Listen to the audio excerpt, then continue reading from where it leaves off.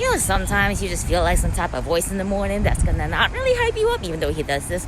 But you know, get you going in the morning. So I feel like Tony Robbins this morning. Who else? Tony Robbins podcast.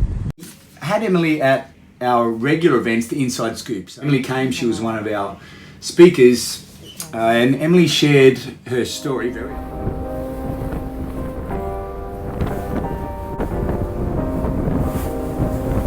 What up, everybody? Welcome to the Hong Kong edition of Tiny Cribs. I just moved into this place. That's the bedroom. It's actually a studio. Hong Kong has a trend in subdividing apartments. This unit has 4 rooms. I'm taking out one of the rooms. It's cheap, it's easy, it's clean enough for me.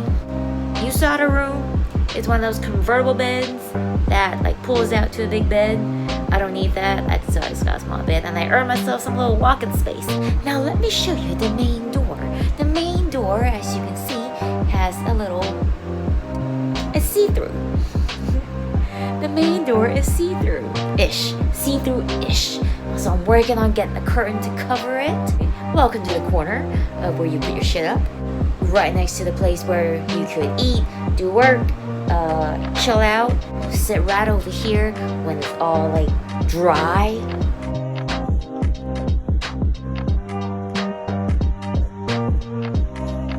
It's because the ceiling is leaking. The upstairs neighbors, I honestly don't know what happened, but I think they had a little mini flood at home and water was seeping through, and it's been almost a month of indoor raining in here.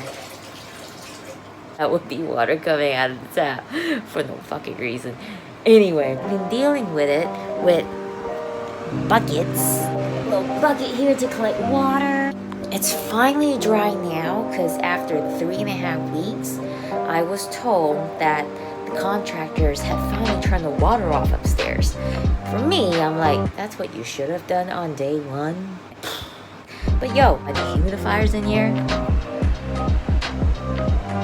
So it's okay. It's Hong Kong living. You just get your humidifiers. And frankly speaking, I'm just really lucky and I'm really happy that I got my own place. You know, let's continue the tour. Here you got my glamorous little closet, IKEA closet, even though we're shut right now, but you know, it ain't because I got a lot of clothes, because I honestly don't. But it's just, I don't know if it's going to come apart, but let's see. Now let's take you to the kitchen. Boom.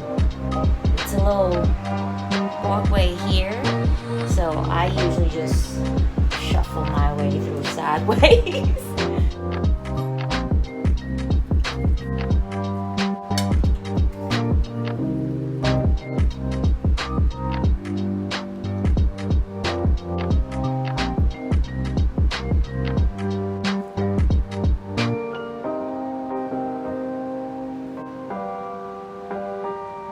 Then, shall I show you the bathroom? This is what we will call a wet room. So your shower's right there and your toilet's right there. Obviously, you can't do both things at once. Although, can you? You can save time and be on the potty while you wash your hair. One really cool thing about this place though is that I got a little washing machine. That's good, because this is a 2-floor walk up in Hong Kong. And the last thing I really want to do is lug laundry up and down those stairs. So I'll show you where I'm working from. I'm working from my tiny fridge. That's the height of the bed, and that's the height of the tiny fridge. But yo, you get to practice squatting a little when you come out to the fridge. But what I really like is that it has a tiny freezer.